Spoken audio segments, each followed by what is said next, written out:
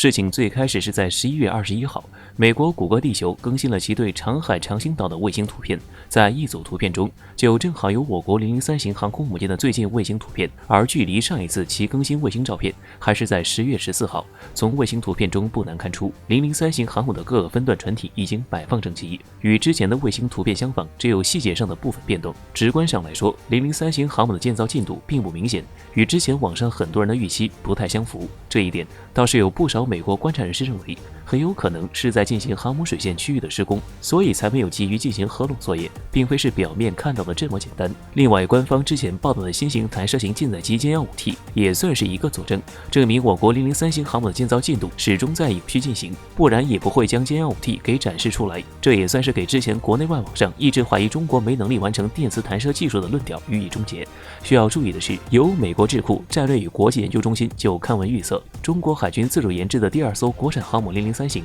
按照卫星图片比例进行猜测，总长度很可能在297米到320米左右。从体型上来说，与美国航母最后一代常规动力航母小鹰级相当，后者的长度也在323米左右，标准排水量在6万吨左右，满载8万吨。按照这个数据，中国的003型航母恐怕也在6万吨以上。该智库颇为担忧地指出，目前中国的003型航母与小鹰级相仿，唯一不同的在于前者被确定拥有电磁弹射装置，而后者没有。这也说明中国的建造技术或已赶上美军航母。该智库指出，电磁弹射装置虽然已经在美国航母上得到应用，但是事故率却始终居高不下。比如最近的，在今年6月份，美国海军学院新闻网就曾经指出，新一代的核动力航母福特号在海上试验的过程中，电磁弹射装置故障，航母无法起降战机。而9月份的时候，《纽约时报》再次曝光美国海军福特级核动力航母2号舰的电磁弹射装置出现故障，甚至导致该航母的电力系统受损严重。从这一点上来看，中国003型航母的电磁弹射装置是否也会出现和美军相同的问题，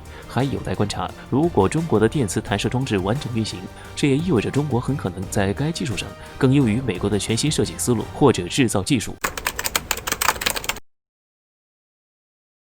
根据本月18号社交媒体账号人民陆军、解放军报、人民日报、环球时报等一系列官方媒体在当天同步报道，历经4年多时间，我军500多个边防连队哨所成功连入大电网，24小时为我军边防官兵提供安全稳定的电力供应。这也标志着我国边防部队的后勤保障能力得到全新的提升。大量官方媒体集中报道这件事情到底意味着什么呢？先举一个对比的例子，拿如今和我们在喜马拉雅山脉中段对峙的印度来说吧。在之前有印度媒体就日军每日的后勤消耗进行过统计，根据统计，按照5000人的一个旅计算，每日支出就在67万美元左右。抛开向最前线输送用于取暖的燃料本身成本，光是把东西送到最前线，平均每升燃油的开支是32美元，而一个旅单日消耗将近600吨。这么折算下来，印度最前线有5万多人，这就是单日近1000万的开支。而这个情况如果换到我国身上的话，电力保证全天24小时供应的情况下，对于取暖燃油的支出可以有效的减少，再加上恒温房的投入使用，我国前线的保温措施几乎就是单纯靠电力驱动就足够。而这些电力损耗对我国这个发电量总数来说毫无压力，而以印度和中国的国力差距，我国前线的损耗又远小于印度，即便这么耗下去，崩溃的也只能是印度，恐怕印度人还没有意识到问题的严重性。另外，采用24小时供电之后，通讯网络、电子监控等设备也可以得到有效保障。尤其是在这些年来，我军一直在尝试将新型的科技手段融入到国防事业中，边防部队配置的一些远程监控系统，大大降低了官兵对关键性地区的监控时间成本。之前需要1个小队4天才能完成一次目标地点的巡逻任务，如今只要4个人在设备前就能完成全天候、全时段、全地域的监控。当然，也许有网友会担心供电系统或者线路被攻击了怎么办？需要注意的是，此次电网的连通后，原先哨所配置的柴油发动机也不会彻底淘汰，而是形成一个以电网为主、发动机为辅的能源保障系统，防止出现意外情况或者被恶意破坏等。而且，边防哨所往往设立的地点交通条件不会很好，甚至有些地区车辆都无法抵达，只能依靠人力的方式进行运输。通电之后，相对应的发电机燃料损耗也会大幅度缩减，这对于我军后勤来说也是一个极大的减负。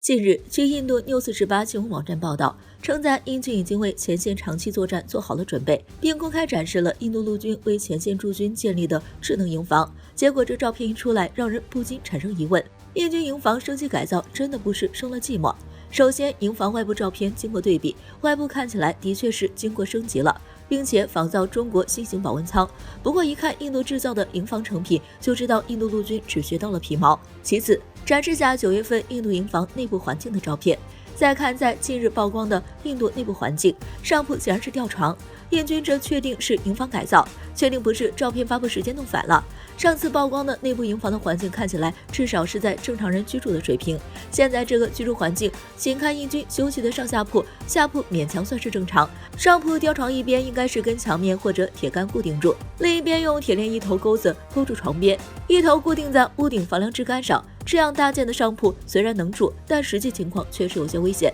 据印军官方报道来看，此次曝光的照片更像是新旧基建混在一起，不知道的还以为9月份曝光的才是升级改造之后的营房。据分析推测，此次曝光的营房新照片应该不是官方报道的升级改造，反而是紧急加建营房。另外，以印军的等级制度，照片中的单人房间居住环境比较好的营房，应该是由印度陆军高级将士居住。印军花费近2个月建造出这样营房环境，可见印度国内工业基础问题已经无法建造出前线需要的合格基建，只能粗制滥造一批新营房。但印度军方表示，印度军队已经为部署在该地区的所有部队建好了居住设施。根据部署的战术考虑，前线部队被安置在加热的帐篷中。此外，还确定了足够的民用基础设施，以满足任何紧急需求。话虽是这么说，但实际能否扛住拉达克的冬天不得而知。据报道，拉达克地区的温度已经下降至-40°C以下，11月之后降雪更是高达12米，到时候通往拉达克地区的所有道路，短时间内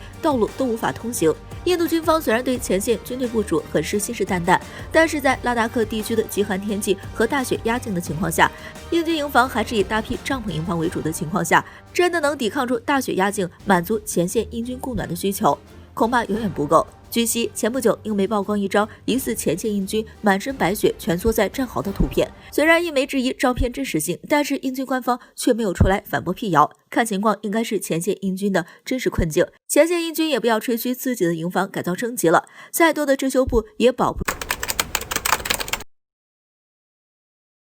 为了站好最后一班岗，特朗普决定在次年1月中旬之前兑现为数不多可实现的就任承诺，将驻于美军部分撤离这片是非之地。香港电台10月17日下午报道，美代理防长米勒宣布将撤回中东美军2500名，仅阿富汗就撤走2000人，另500名额留给伊拉克。结果两边残留美军人数将有望达到微妙一致的2500人。本意是好的，但好心也常有办错事的时候。作为2003年随美出征伊拉克的国际联盟成员之一，北约秘书长听说美军撤退之后，延续着处理国际事务的良好合作精神，指出美军撤退决定的不妥之处。雅虎17日报道，秘书长斯托贝滕贝格发出警告，美军的过早撤退，或者说不以诸军协调为前提的撤退，必将付出高昂代价。不仅如此，当地局面也将陷入新一轮的混乱当中。五角大楼还没来得及对此置评，或者并不打算回应什么，就惨遭现实报。至于美军也许刚刚得知有500人得以先行回乡的消息，就听到所驻绿区平地轰然巨响，接二连三，接着就是伊拉克民众的哭声、惊呼声，混乱席卷当场。而美军驻地防御系统也开始缓慢运作，射出几枚近程防空弹，绚烂的像离地的烟火。中东半岛电视台网11月17日报道，伊拉克军方表示，4枚火箭击中了巴格达绿区，至少2名军方安全人员受伤。18日，美联社报道称，此次袭击中一个无辜的孩子当场阵亡，另有5个平民被炸伤。这是伊朗方面继休战承诺之后再次给驻伊美军的一份大礼，更是伊朗方面力量对美军撤退人数的不满与警告。令人感叹的是，北约秘书长当日的警告还在耳边回响呢。至于美军历来引以为傲、四处摆设的防空系统，为什么在遭受袭击之后才放出炫目焰火？这是因为驻伊美军部署的是一种曾经被美军夸耀过的百夫长反火箭炮兵迫击炮防空系统，缩写为 CIM， 也是一款针对驻伊美军基地不遭受伊朗方面火箭炮、迫击炮袭击。而在2004推出的快速野外反弹系统。17日，美国 The Drive 战争地带在此次袭击报道中着重强调了百夫长系统，它的作战特点就是烟花表演以及机械狮子吼。近10年来，百夫长都在美军驻伊基地附近